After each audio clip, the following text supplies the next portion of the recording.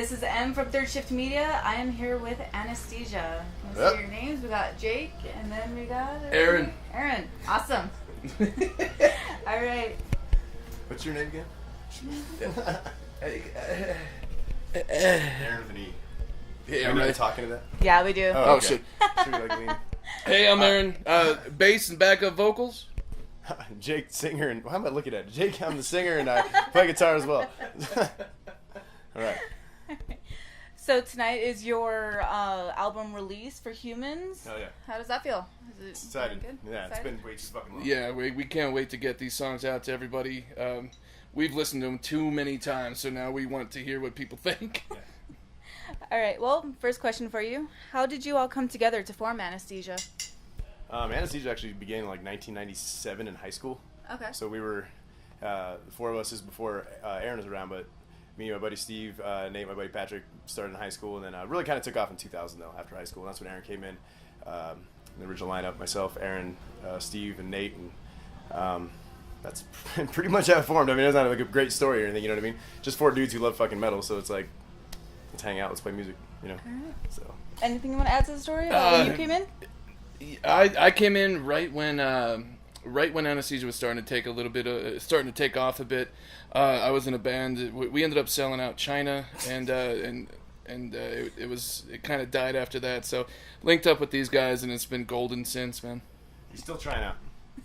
Yeah, I still have yet to get the invitation. He hasn't got the All right. yet. Well, maybe after tonight, this will be your Possibly, induction. yeah. Well, he bought me a beer. I mean, Oh, that's true. It's very true. baby steps. Baby steps. That was a test and you failed. You're supposed to fucking buy me one. Are we allowed to cuss this shit? I don't see why not. Are we? don't know. Is that something that gets edited out?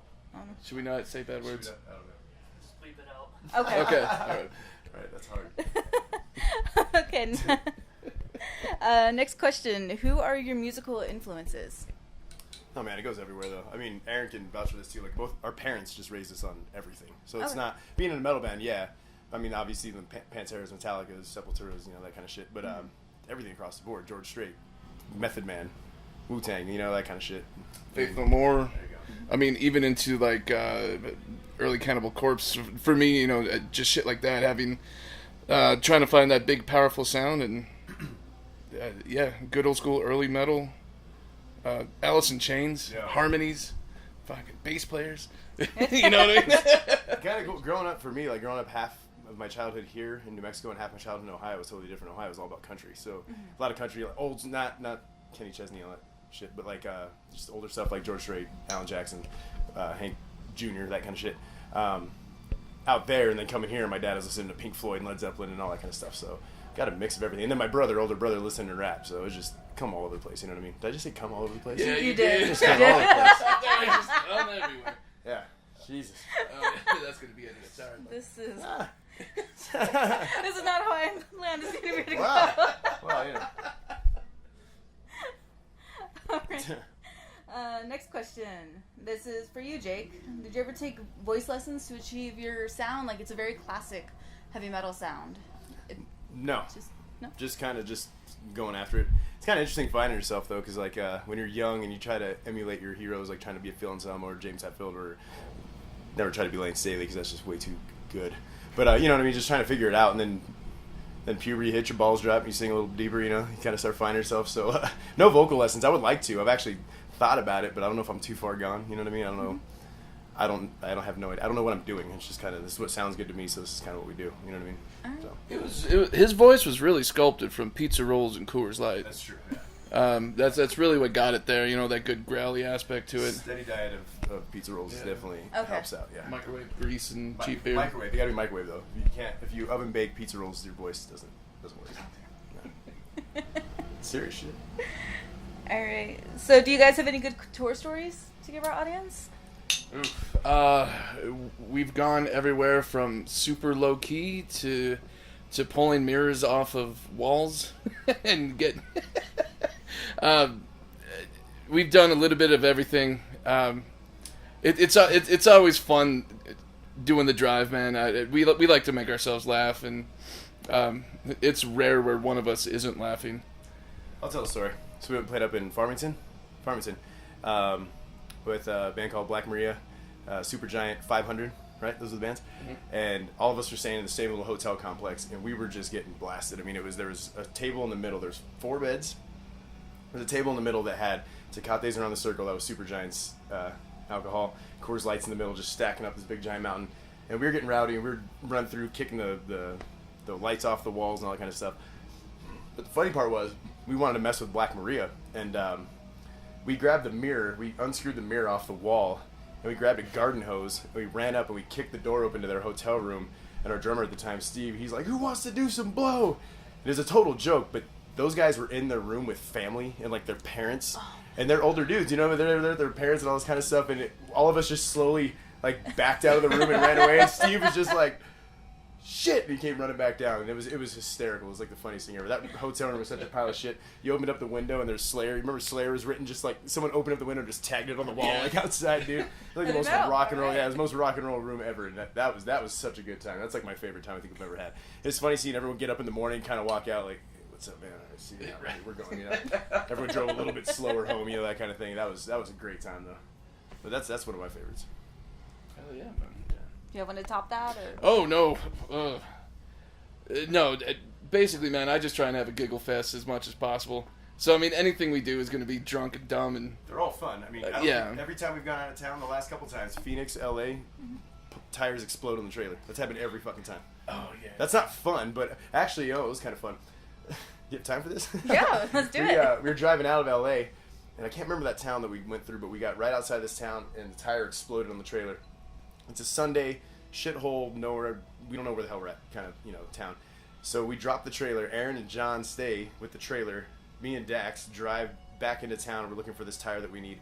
And these guys go live on Facebook, and they just start having a good time with it. They just start drinking, and John's out there like trying to get the trucks to like honk their horn, and people are driving by waving. Somebody even stopped and asked these guys where Vegas was. Remember that? You guys are like stuck on the side of the road with a trailer, like, "Hey, where's Vegas?"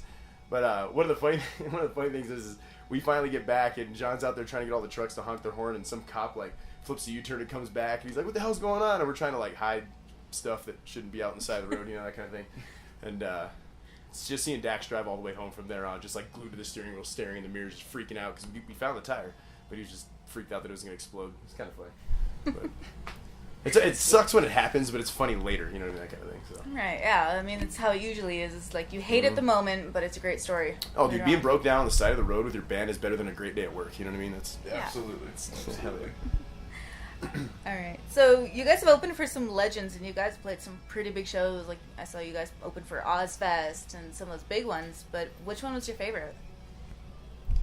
I'd have to say for me, Static X. We're all huge Static X fans, and being able to see them on stage, we were watching on the side of the stage and just watching them throw down. Like I don't know if you guys are a lot of Static X fans, but Jesus Christ, they put on a fucking show. Oh yeah. Yeah, Static X never let down. Static X was probably one of my favorites too. That was a show that we played it was like July. It was super hot. I think the opening band canceled, so they had everyone in the Sunshine Theater waiting forever. I mean, in all honesty, any band could have walked out on stage, but we walked out and you would have thought it was like AC/DC. Like, everyone went insane. And it was sold out all the way to the top, which was really cool. And then the Static X's were super cool, and they're really good. Damageplan, that's obviously great, yeah. So being on stage and looking over and seeing Dimebag Darrell watch your band play. And it was my 22nd birthday, so it was even better. Yeah, so that was fucking awesome, too, so. Dax jumped out of my pocket. Sorry, guys. We just have a visit from Dax, who's the drummer of Anesthesia, and let's continue. So going back to about how you guys had your hiatus for a little while after your self-titled album, there were issues with your label, but it really feels like you guys are coming back swinging. Do you agree with that? Yeah, absolutely. That was an interesting time, because that was before Dax and John were around. That was me, Aaron, Steve, and Nate, and there was just a lot going on. We did the Suburban Noize thing, which was a crock of shit. And then just issues with the band, blah, blah, and yeah, kind of the hiatus. And it was hanging out. Dax actually kind of saved the band, honestly. Don't fucking let that go to your head. But he just, going to jam with him one night, and we just had a long talk afterwards. He's like, "What the hell are you doing, dude?" And I'm like, "Nothing." He's like, "Well, let's jam." I was like, "All right." So him and I started jamming, and then Aaron's like, "Oh, I fucking jam too, man." Because we all showed up, and, "Well, what is this thing?" And Dax was like, "Dude, it's Anesthesia. Let's fucking do this." Sweet. So just holding light. It's hard to, bands rotate through members a lot. I don't know how they do that, because, like, Jesus Christ, we were with someone for so long, so it was a perfect fit, you know what I mean? So his attitude, our attitude, the way we kind of play together and everything was perfect. So then the songs are just, it's never a problem. You know what I mean? Like, it sounds fucking cliche, but it's just never a problem. We all like agree on what we want to play, and yeah, the songs come out fucking hard. All right. What do you got to say, Dax? You're welcome. You're welcome. That's right. All right. Aaron's knee's really comfortable right now.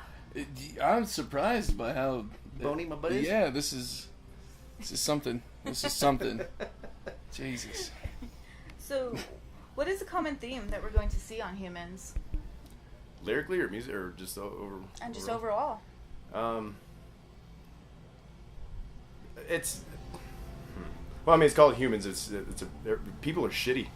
A lot of shitheads out there, man. I mean, there's nothing positive on. I mean, I don't write anything that's positive anyway, but it's just a lot of experiences over the last couple of years. A lot of shitty things. The song Humans, actually, that song's pretty heavy because there's a lot of when you listen to the album, there's a track that starts at the beginning. It's a lot of news feeds and stuff that you'll hear, and there's actually a name that gets dropped, and it's the girl Victoria Martin, the girl that got murdered by her parents.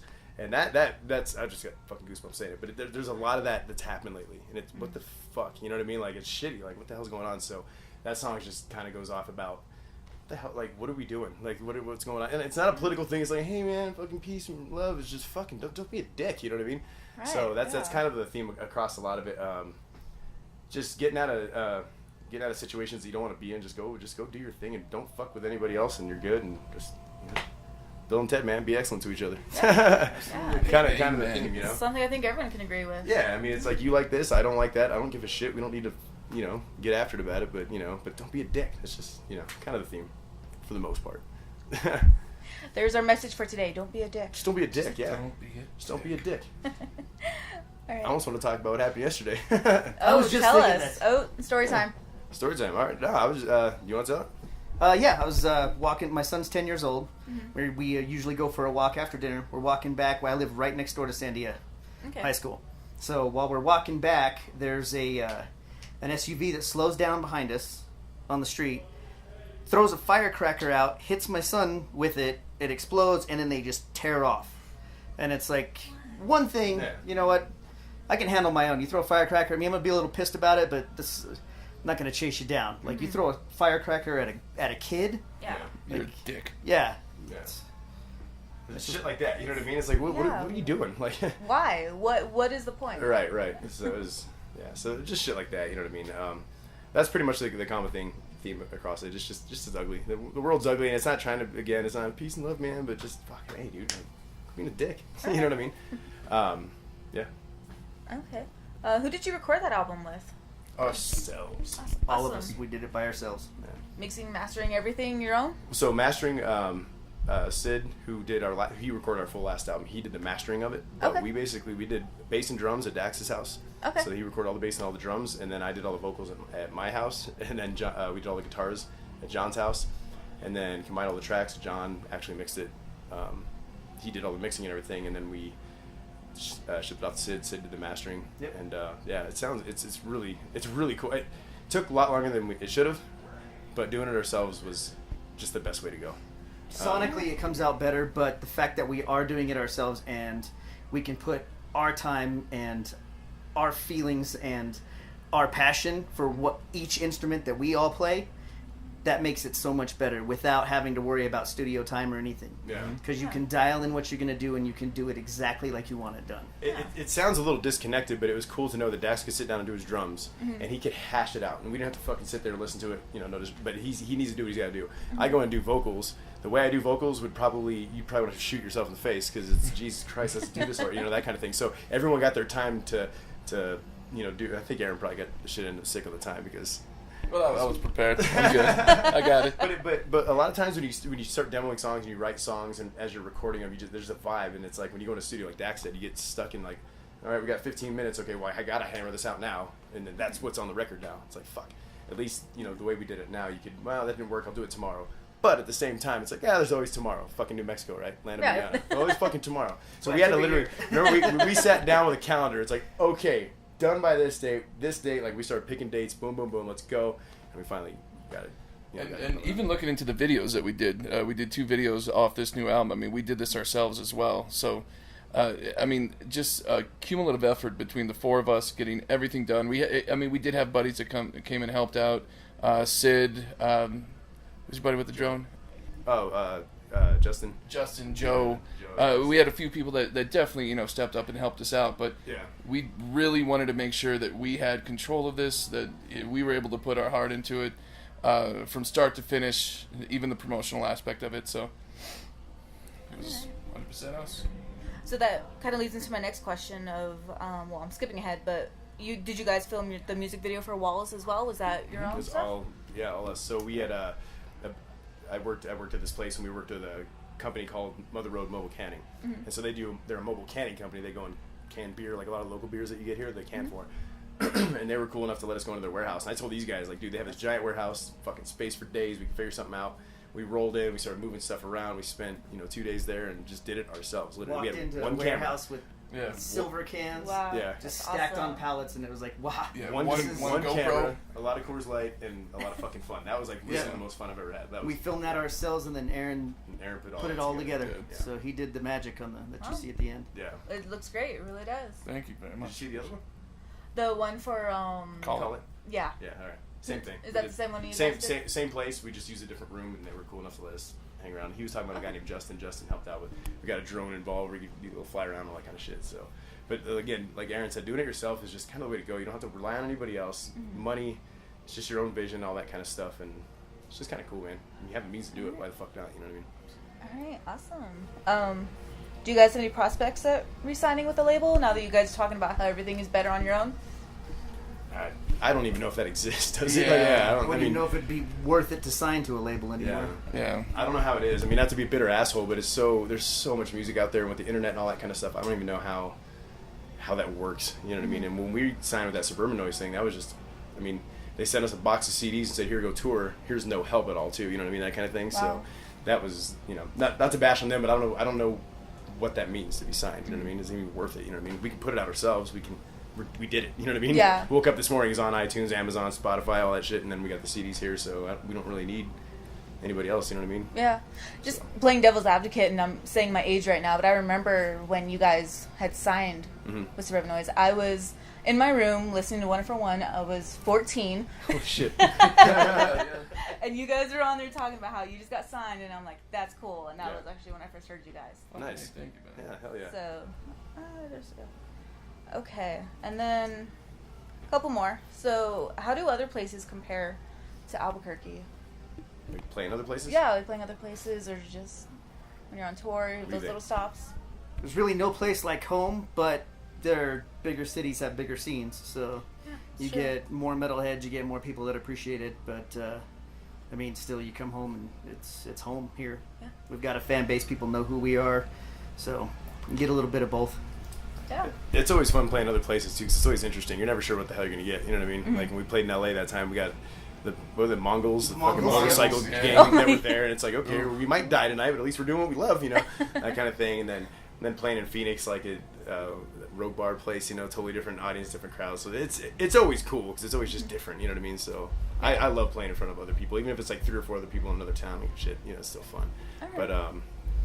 But like Dax said, it's we played here, and it's kind of cool. People roll in and know who you are. You just told us a story that you knew. That's fucking Yeah. awesome. That's really cool.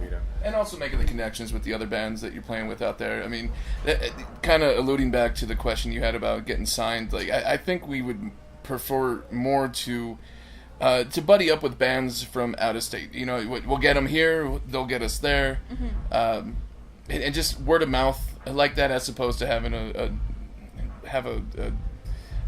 label Pushing walk you you through and- it. You know what I mean? Yeah. Like, we like making the relationships. We like the camaraderie of it. So.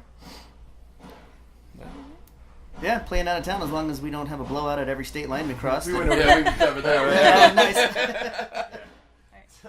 So just kind of talk about how there's really no place like home. If you have to pick one, Blake's or Dion's? No, Blake's. Green chili cheeseburger. Dion's, that ranch, it's legit. Dak smells like a urinal cake right now. I just washed my hands. You did. Blake's or Dion's? Jesus, man. I gotta go Blake's. Dion's just wrecks my guts, man. It's good. I love Dion's, but I gotta go Blake's. Alright. right, well that settles it. It's Blake's. Is it Blake's? All right. Red chili though. Oh, that's a good one. Oh, yeah. I go red Burritos, chili. man. Yeah. I haven't had a burger in Blake's in years, man. It's always been breakfast burritos. But Breakfast burrito or chicken tender combo. Chicken tender all combo. day, man. there we go. Oh yeah. All right, well, you can catch Anesthesia's new album, Humans, on iTunes, Spotify, not Pandora, I don't think so. Amazon. Amazon. I don't know all the music things. I just like, So hey, I'm trying to think. internet stuff, Apple so it's on Music, Apple possibly? Music, yeah, it's on Are you Apple on what is it with Android? What's their No platform? So I know they just came out with Google one. or Play Oh, Music. Google Play. There we go. There you go. Anywhere you can download music, you'll find it. Yeah, All hell right. yeah. Physical copies are always good as well. Yes, physical copies. Cheers, everybody. Cheers. Cheers. Cheers. Coors Extra Light. good. Hell yeah. Coors Light. Coors Light. Yeah, very good.